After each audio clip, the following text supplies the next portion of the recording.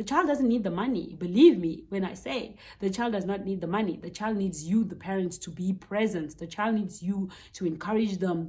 The child needs you to teach them how to navigate life, how to navigate bullies, and the child needs support. The child needs discipline. You cannot discipline a child with your money. You can't do that. You discipline a child with love, you understand? And for me, it hurts to see that there are people out there in this day and age who thinks that their money can buy their children.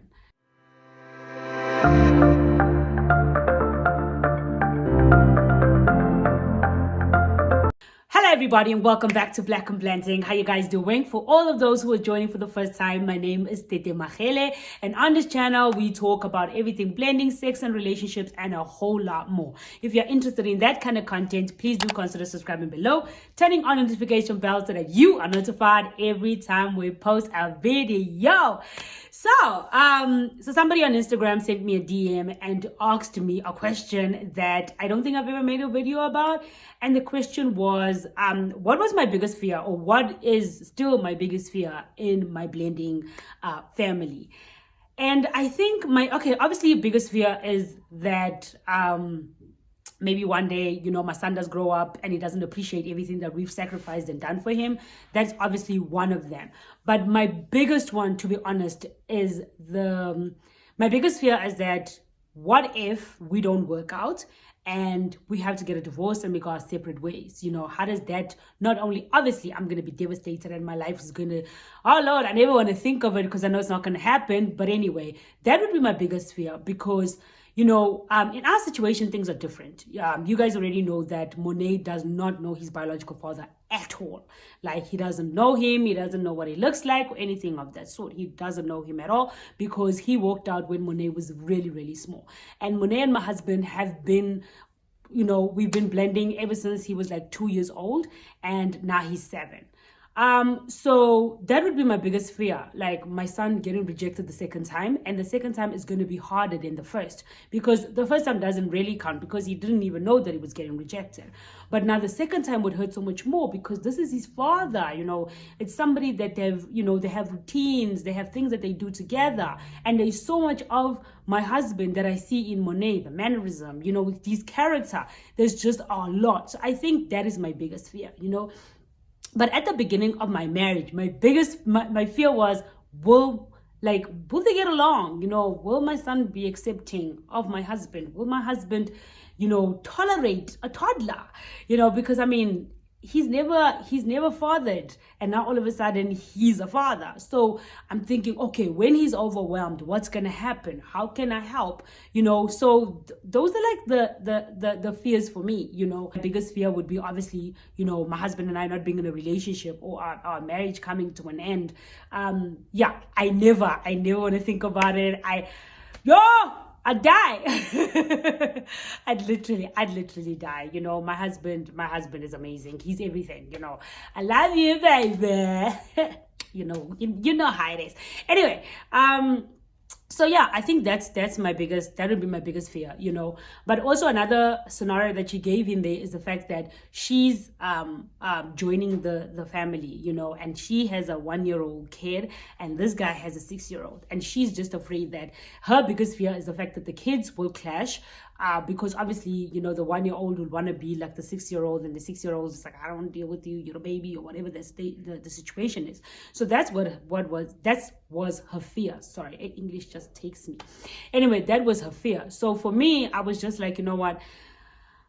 The biggest, for the 6-year-old, right? She knows her mom or dad, right? For the 1-year-old, they don't. Unless obviously the other parent is like involved and they'd visit each other and stuff like that. But the 1-year-old, you're still too young. You can't make him or her go and sleep at her father's house or her mother's house, So for me, I was just like, what, the most important thing is to concentrate on your marriage, because you're raising your kids, right? You sacrifice everything for them, and then one day they grow up, they leave you, and they start sacrificing for somebody else without even looking at you. I'm joking, but they go and they sacrifice for somebody else. And who are you left with? You're left with the man that you are married to, you understand? So I got a little bit of grief from people in my previous video saying that I shouldn't have said that you should put your partner before your kids, you understand? And for me, like I mentioned in the previous video, the reason why I encourage you to put your partner before your kids, and obviously a partner who's supportive, you understand, because this partner is raising this child with you. Especially in my situation, my husband has no biological kids, you understand. He's never fathered anybody. Monet is the first child he has, and he loves Monet to death. So for me, I would put him up above my son, you understand, because when my son grows up and leaves, it's going to be me and my husband, you understand. And in order for my husband to father the child, I mean, obviously the love he has for me is the love that goes to the kid. It doesn't just magically, oh, I love him from nowhere. No, it doesn't work like that. You understand? So for everybody who was offended when I said that, I apologize, but these are my opinions. But if you're new to the channel, subscribe below. And if you're enjoying this video, please do subscribe and share it with your friends. But anyway, like I mentioned, it's like the important thing is your marriage. Because even when you are a nuclear family, your marriage should be above everything. Because if your marriage is not, if your husband, your wife feels neglected or feels like you don't bother about them, you don't care, their opinions don't matter, or whatever it is that people feel, what do you think happens? This person goes look for it outside, or they just, you know, like, it's whatever, you do you, I'm gonna do me here, you understand? And even in nuclear families, children do suffer when parents go through that, you understand? So now imagine in a blending family how much more it would be if the parents aren't getting along. Because I mean, you can't tell my child what to do, I can't tell your child what to do, you know. It's like two teams living in one house, like almost you were roommates. You don't want that, you understand? So like I mentioned, her biggest fear was the fact that the kids don't get along. And I'm like, bruh, that's nothing. Your biggest fear should be the fact that if this relationship does not work, you understand, your child is going to get used to this person as their mom or their dad, you understand? So now you're going to have to break his home or her home for the second time.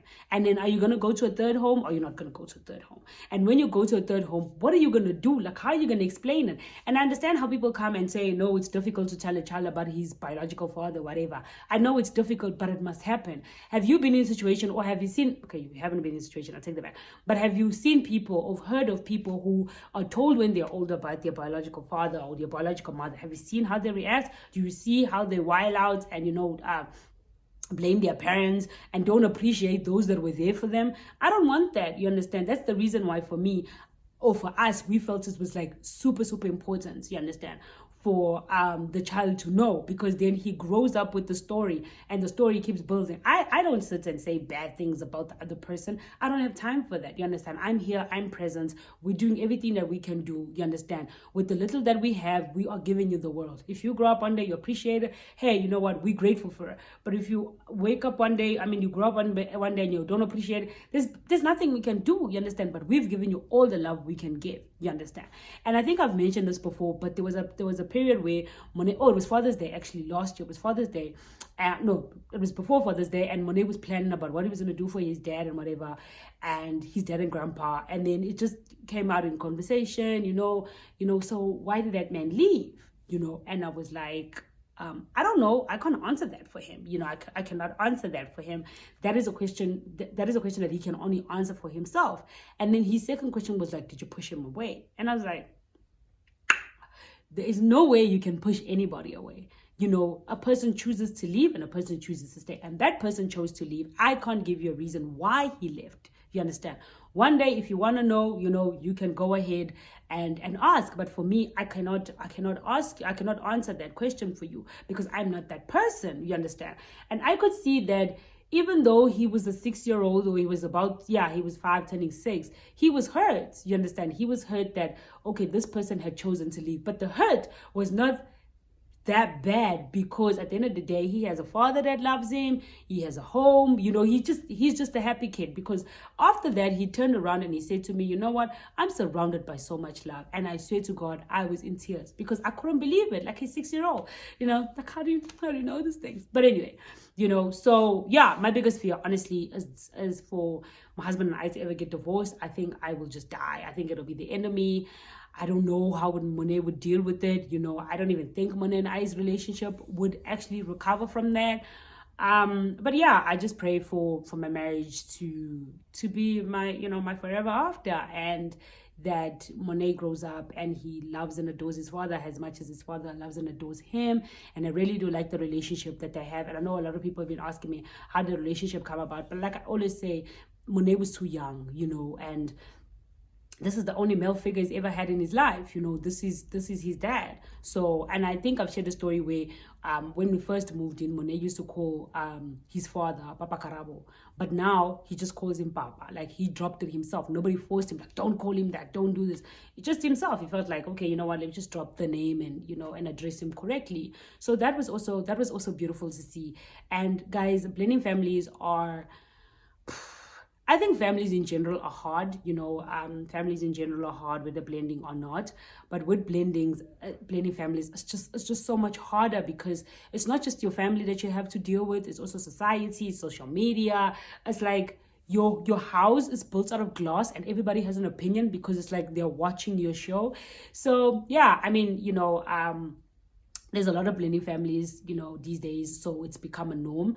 But for some reason, people still shame step parents. People still make them feel as if they don't belong. They shouldn't be doing what they're doing. And people give high standards to deadbeats dads and deadbeats moms that go without reasons and come back and be like, oh, but he or she has the right because, it's the parents. But it shouldn't be that way. It shouldn't be a thing of they have more right than the person who was there when the child was sick, when the person who was there for sports event, for school meetings, for parents meetings, for encouragement and whatever. People think that maybe raising kids is all about money. It's not. Raising a child it's not even about the money, because there are kids out there who grow in the streets just with their parents' love. You understand? So for me, I hate it when people say no, but you should allow, the biological father to be in your life financially, or you should allow this biological mom to be in the child's life financially, or whatever. The child doesn't need the money. Believe me when I say the child does not need the money. The child needs you, the parents, to be present. The child needs you to encourage them. The child needs you to come and say and apologize when they fall and they hurt their knee, or when they're bitten by a dog.